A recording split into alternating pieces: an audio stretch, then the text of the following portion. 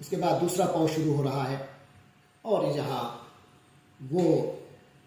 اہل کتاب جو قبلے کی بحث میں الجھے ہوئے ہیں اور مسلمانوں کو الجھانے کی کوشش کر رہے ہیں، ان کو بتایا جا رہا ہے کہ کوئی سمت جو ہے وہ بذات خود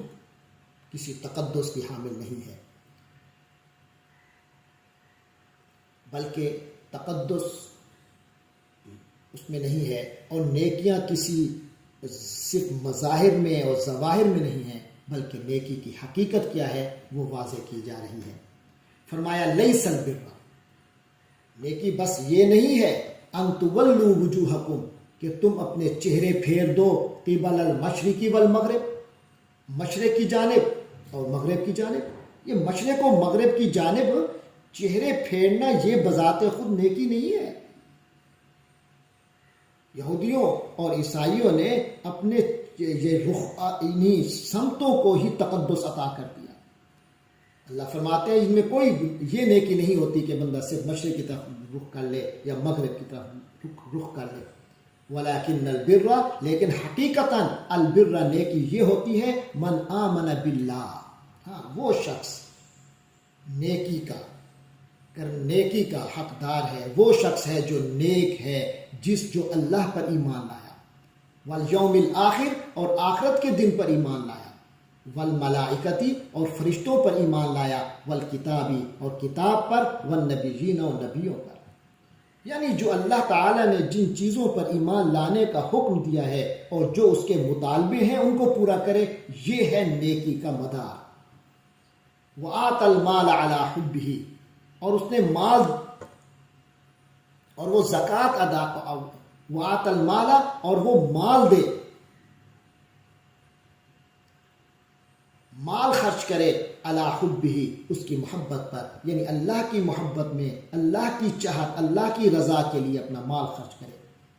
ذوی القربہ، کہاں کا خرچ کرے؟ سب سے پہلے حقدار رشتہ دار ہیں، والیتامى، اور یتیموں کو، والمساکین، اور مسکینوں کو، وابن السبیل، اور مسافر کو، والسائلین، اور مانگنے والوں کو، وفی الرقاب، اور گردنوں کو چھڑانے میں، گردنوں میں یعنی گردنوں کو چھڑانے میں یعنی آزاد کرنے میں، کوئی قید ہے، کوئی غلام ہے، اس کو آزاد کروانے میں خرچ کرے۔ وَأَقَامَ الصَّلَاةَ، اور نماز قائم کرے، وَآتَ الزَّكَاةَ، اور زکوٰۃ ادا کرے، وَالْمُوفُونَ بِعَهْدِهِمْ، ہاں نیک تو یہ لوگ ہوتے ہیں الموفون بعہدہم، جو اپنے وعدوں کو پورا کرنے والے ہوتے ہیں، اذا عاہدوا، جب بھی وعدہ کریں، والصابرین، اور صبر کرنے والے لوگ، فی البأساء، تنگی میں، والضراء، اور تکلیف میں، وحین الباس، اور جنگ کی حالت میں، جنگ کی سختی میں۔ فرمایا اولئک الذین صدقوا، وہ لوگ ہیں جنہوں نے سچ کہا، سچ کیا، یہ لوگ سچے ہیں اپنی نیکی کے دعوے میں، جو یہ کرے وہ ہیں حقیقتاً نیک۔ وَأُولَٰئِكَ هُمُ الْمُتَّقُونَ، اور وہی لوگ ہی متقی ہیں، اور یہی لوگ ہیں جو متقی ہیں۔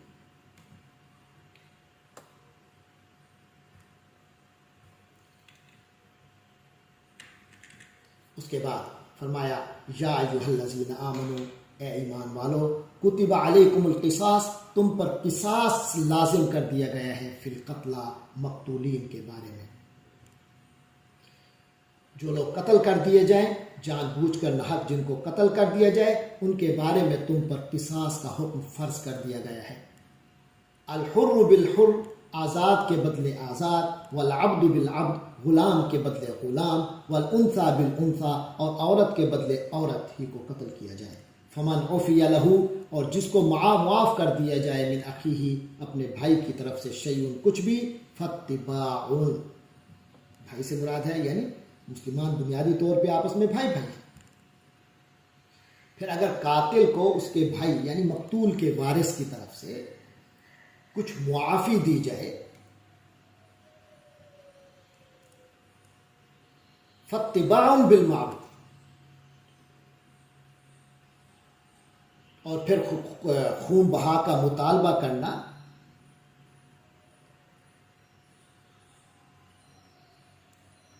تو معروف طریقے کے مطابق بالمعروف معروف طریقے کے مطابق خون بہا جو قصاص جو اس کا دیت ہے اس کا مطالبہ کرنا وارث کا حق ہے.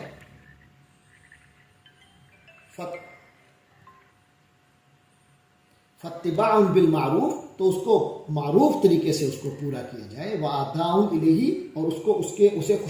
ادا کیا جائے باحسان خوش اسلوبی سے، یعنی اسے خوش اسلوبی سے ادا کرنا قاتل کا یہ فرض ہے. ذالک تخفیف من ربکم یہ تمہارے رب کی طرف سے ایک آسانی پیدا کی گئی ہے، ورحمت اور رحمت ہے. فمن اعتدی بعد ذالک تو جس کسی نے اس کے بعد بھی زیادتی کی فلہ عذاب علیم تو وہ دردناک عذاب کا مستحق ہے، اس کے لیے دردناک عذاب ہے. یہاں کچھ سمجھ لیجئے کہ قصاص کا کے بارے میں یہ ہے تو قصاص کا مطلب ہے برابر کا بدلہ لینا. اس آیت میں یہ حکم دیا گیا ہے اگر کسی شخص کو جان بوجھ کر ناحق قتل کر دیا جائے اور قاتل کا جرم ثابت ہو جائے تو مقتول کے وارث کو یہ حق حاصل ہے کہ وہ قاتل سے قصاص کا مطالبہ کرے. جاہلیت کے زمانے میں قصاص تو لیا جاتا تھا لیکن اس میں بھی بڑی ناانصافیت تھی. مثلا انسانوں کے طبقے بنائے گئے، درجے بنائے گئے، انہوں نے اپنے اپنے خیالات کے مطابق یہ درجے قائم کیے ہوئے تھے. تو لہٰذا اگر نچلے درجے کے کسی شخص نے اونچے درجے کے کسی آدمی کو قتل کر دیتا تو وہ رسا کا یہ مطالبہ ہوتا تھا کہ قاتل کے بجائے پھر اس کے قبیلے کے کوئی دوسرے آدمی کو قتل کر دیا جائے جو رتبے میں مقتول کے برابر ہو. چنانچہ اگر ایک غلام نے کسی آزاد آدمی کو قتل کر دیا ہوتا تو مطالبہ یہ ہوتا کہ ہم قاتل غلام کی بجائے کسی آزاد آدمی کو قتل کریں گے. اسی طرح اگر قاتل عورت ہو اور مقتول مرد تو کہا جاتا تھا کہ قاتل عورت کے بجائے قبیلے کا کوئی مرد قتل کیا جائے. اس کے برعکس اگر قاتل مقتول سے اوپر کے درجے کا ہو، مثلا قاتل مرد ہو اور مقتول عورت، تو قاتل کا قبیلہ کہتا تھا کہ ہماری کسی عورت کو قتل کر دو، قاتل مرد سے قصاص نہیں لیا جائے گا. لیکن اس آیت نے جاہلی زمانے کی اس ظالمانہ اور غیر منصفانہ رسم کو ختم فرما دیا اور اعلان کر دیا کہ جان ہر ایک کی برابر ہے اور قصاص ہر صورت میں قاتل ہی سے لیا جائے گا، چاہے وہ مرد ہو یا عورت ہو یا غلام ہو یا آزاد ہو. مرد ہے تو وہی مرد ہی قاتل، مرد ہے تو وہی مرد ہی قتل ہوگا، عورت ہے تو وہی عورت ہی قتل ہوگی، غلام ہے تو وہی غلام قتل ہوگا اور آزاد ہے تو وہی آزاد قتل ہوگا.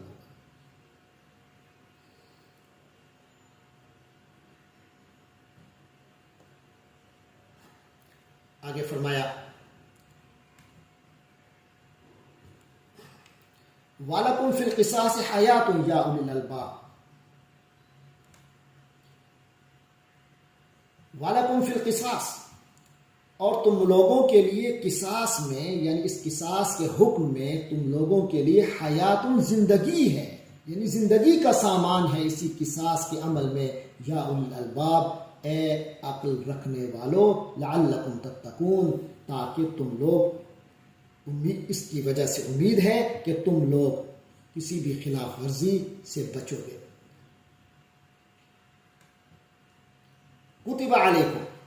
اور تم لوگوں پر یہ فرض کر دیا گیا ہے، اذا حضر احدکم الموت کہ لازم کر دیا گیا ہے تم لوگوں پر، اذا حضر احدکم الموت اگر تم میں سے کسی کو موت آئے، ان تارک خیرا اور اس نے کوئی خیر بھلائی یا کوئی مال چھوڑ گیا ہے تو اس پر لازم ہے الوصیۃ للوالدین کہ وہ وصیت کرے. اور وصیت کن کے لیے کرے؟ والدین کے لیے، والاقربین اور قریبی رشتہ داروں کے لیے، بالمعروف صحیح طریقے سے دستور کے مطابق، حقا علی المتقین فرمایا یہ حق ہے علی المتقین، متقی لوگوں کے ذمے یہ ایک لازمی حق ہے.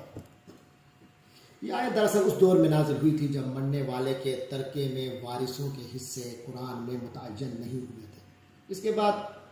وصیت کے حوالے سے قرآن میں حصے مقرر ہو گئے تو اب لہٰذا یہ لازم نہیں ہے. تو انشاءاللہ وصیت کے بارے میں آگے آیات آئیں گی کہ کس کا کتنا کتنا حصہ ہے. فرمایا فمن بدلہ بعد ما سمعہ پھر جس کسی نے اس کو بدل دیا، فرمایا جس کسی نے اس کو بدل دیا، یعنی وہ وصیت کوئی کرنے والا کر گیا لیکن بعد میں کسی نے بدل دیا، بعد ما سمعہ، اس کے بعد کہ اس نے اس کو سنا، فإنما اسمہ، تو لہٰذا پھر اس کا گناہ ہوگا، علی الذین، ان لوگوں پر، یبدلونہ، جو اس کو بدل دیتے ہیں، یعنی وصیت بدل دینا بہت بڑا گناہ ہے۔ ان اللہ سمیع علیم، بے شک اللہ تعالی سننے والا جاننے والا ہے۔ فمن خاف من موص جنفا، ہاں اگر کوئی شخص کو یہ اندیشہ ہو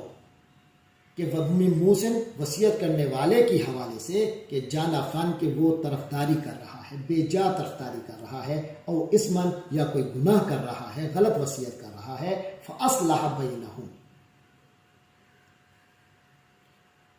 تو اسے چاہیے فاصلح، کہ وہ صلح کرا دے، بینہم، ان کے درمیان۔ کسی نے اگر ایسا کر دیا کہ کسی اس اندیشے سے کہ وہ طرفداری کر رہا ہے، وصیت کرنے والا کوئی طرفداری کر رہا ہے یا گناہ والی وصیت کر رہا ہے، فاصلح بینہم، تو اگر اس نے صلح کرا دی ان لوگوں کے درمیان جو جن اطراف میں کوئی مسئلہ تھا، کوئی ایشو تھا جس کی وجہ سے غلط کام ہو رہا تھا، اگر کوئی صلح کرا دے، فلا اسم علیہ، پھر اس پر کوئی گناہ نہیں ہے۔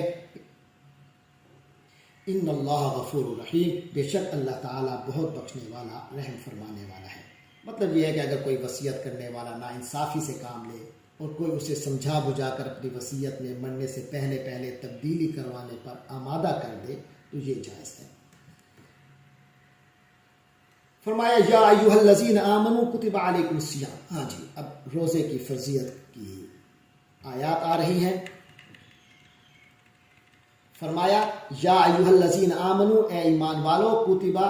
لازم کر دیا گیا، فرض کر دیا گیا ہے، علیکم الصیام، تم لوگوں پر روزہ رکھنا،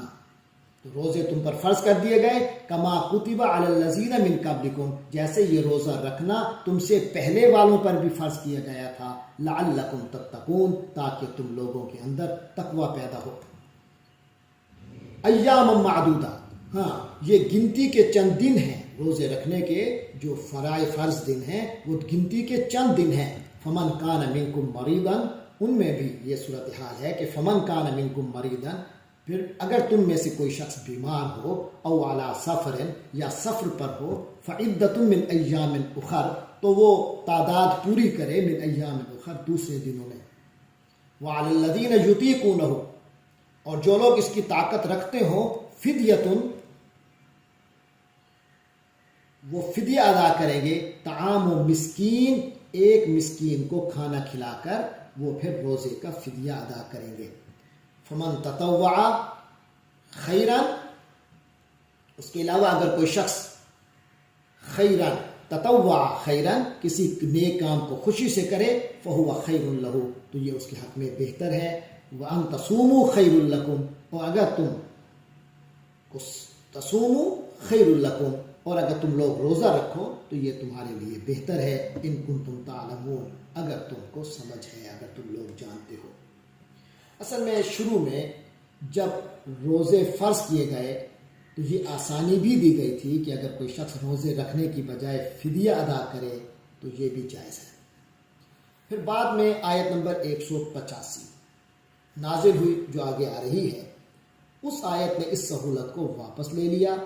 اور یہ حتمی حکم دے دیا گیا کہ جو شخص بھی رمضان کا مہینہ پائے وہ روزہ رکھے۔ تاہم فدیہ کی سہولت ان لوگوں کے لیے اب بھی باقی رکھی گئی ہے جو نہایت بوڑھے ہوں اور ان میں روزے رکھنے کی بالکل طاقت نہ ہو، اور آئندہ بھی ایسی طاقت پیدا ہونے کی کوئی امید نہ ہو، تو ان لوگوں کے لیے فدیہ ہے۔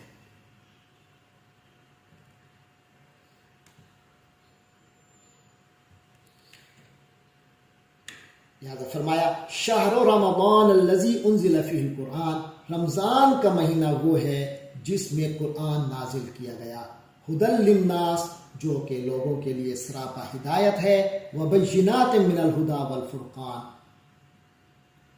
اور اس میں ایسی روشن ہدایت اور اس میں ایسی روشن نشانیاں ہیں، من الہدی والفرقان، جس میں ہدایت ہے اور حق و باطل کے درمیان تو ٹوک فیصلہ ہے۔ فمن شہد منکم الشہر، تو لہٰذا تم میں سے جو شخص بھی اس مہینے کو پائے فلیصمہ تو اس میں روزے رکھے، ومن کان مریضا ہاں اگر کوئی مریض ہے او علی سفر یا کسی سفر پر ہے فعدۃ من ایام اخر تو وہ پھر گنتی پوری کرے گا اگلے دنوں میں، کوئی بعد کے رمضان کے بعد کے دنوں میں، دوسرے دنوں میں۔ یرید اللہ بکم اليسر اللہ تمہیں ایسے حکم اس لیے دیتا ہے کہ یرید اللہ اللہ تعالیٰ چاہتا ہے بکم تم لوگوں کے بارے میں اليسر آسانی کا ارادہ فرماتا ہے، ولا یرید بکم العسر اور تمہارے بارے میں سختی نہیں چاہتا، ولتکملوا العدۃ تاکہ تم لوگ تعداد پوری کرو، وَلِتُكَبِّرُوا اللَّهَ اور اللہ تبارک و تعالی کی کبریائی بیان کرو، عَلَى مَا هَدَاكُمْ اس بنیاد پر بھی کہ اس نے تم کو ہدایت دی، وَلَعَلَّكُمْ تَشْكُرُونَ اور تاکہ تم شکر گزار بنو۔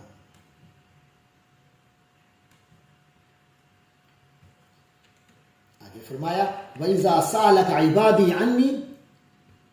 اے پیغمبر صلی اللہ علیہ وسلم اور جب آپ سے سوال کریں پوچھیں عبادی میرے بندے انی میرے بارے میں فانی قریب تو میں تو قریب ہوں اور اتنا قریب ہوں اجیب دعوت الداع پکارنے والے کی پکار کو جب وہ پکارتا ہے تو پکارنے والے کی پکار کو میں سنتا ہوں، اذا دعانی جب بھی وہ پکارے، اجیب دعوت الداع پکارنے والے کی پکار کو سنتا ہوں، اذا دعانی جب بھی وہ مجھے پکارے، فلیستجیبوا لی تو لہٰذا انہیں چاہیے یعنی انسانوں کو چاہیے، میرے بندوں کو چاہیے، یستجیبوا وہ قبول کیا کریں لی وہ حکم جو میری طرف سے آئے اس کو بھی دل سے قبول کرے، وَلْيُؤْمِنُوا بِی اور مجھ پر ایمان لے آئیں، لعلہم یرشدون تاکہ وہ راہ راست پر آ جائیں۔ اس کے بعد روزوں کے حوالے سے کچھ حکم آ رہے ہیں۔ فرمایا احل لکم لیلۃ الصیام تم لوگوں کے لیے حلال کر دیا گیا ہے روزوں کی رات میں الرفث الی نسائکم الرفث بے لباس ہونا الی نسائکم اپنی عورتوں کی طرف یعنی ان سے صحبت کرنا، ہن لباس لکم وہ تمہارا لباس ہیں، تمہارے لیے لباس کا درجہ رکھتی ہیں، وانتم لباس لہن اور تم ان کے لیے لباس ہو، علم اللہ انکم کنتم تختانون اللہ کو تو یہ علم تھا، انکم کنتم تختانون کہ تم لوگ خیانت کر رہے تھے، انفسکم اپنے آپ سے، فتاب علیکم یعنی تم سے اس طرح کا انجانے میں اس احساس سے کہ کہیں گناہ نہ ہو مگر تم ایسا کر لیتے تھے، اگرچہ گناہ نہیں تھا مگر کر لیتے تھے، تو یہ جو تمہارے دل میں خیال آتا تھا اللہ کو پتہ ہے، فتاب علیکم تو اس نے تمہاری اس توبہ کو قبول کیا، تمہاری غلطی تم پر عنایت فرمائی، توجہ کی، وعفا عنکم اور تمہاری معافی فرما دی، فالآن باشروہن چنانچہ اب ان سے تم صحبت کیا کرو، وابتغوا اور طلب کرو ما کتب اللہ لکم جو اللہ نے تمہارے لیے لکھ رکھا ہے، وَكُلُوا وَاشْرَبُوا اور کھاؤ اور پیو، حَتَّى يَتَبَيَّنَ لَكُمُ الْخَيْطُ الْأَبْيَضُ مِنَ الْخَيْطِ الْأَسْوَدِ یہاں تک کہ اس وقت تک کھاؤ پیو جب تک کہ صبح کی سفید دھاری سیاہ دھاری سے ممتاز ہو کر تم پر واضح نہ ہو جائے، من الخیط الاسود من الفجر فجر کے وقت کی سفید دھاری، الخیط الابیض سفید دھاری، من الخیط الاسود سیاہ دھاری سے، یتبین لکم تمہارے لیے بالکل واضح نہ ہو جائے، ثم اتموا الصیام الی اللیل پھر روزے کو رات آنے تک روزے کو پورا کرو، ولا تباشروہن اور ان عورتوں سے مباشرت یعنی صحبت نہ کرو، میاں بیوی کا تعلق قائم نہ کرو، وانتم عاکفون جبکہ تم لوگ اعتکاف میں بیٹھے ہو، فی المساجد مسجدوں میں، تلک حدود اللہ یہ اللہ کی مقرر کی ہوئی حدیں ہیں، فلا تقربوها لہذا ان کی خلاف ورزی کے قریب بھی مت جانا، کذالک یبین اللہ لکم آیاتہ اسی طرح اللہ تبارک و تعالی تمہیں اپنی آیات کی تمہارے لیے وضاحت کرتا ہے، آیات ہی اپنی آیتوں کی وضاحت کرتا ہے، للناسی انسانوں کے لیے، لعلہم یتقون تاکہ وہ تقوی اختیار کریں، وہ بچنے والے بن جائیں اللہ کے عذاب سے، اللہ کی ناراضگی سے۔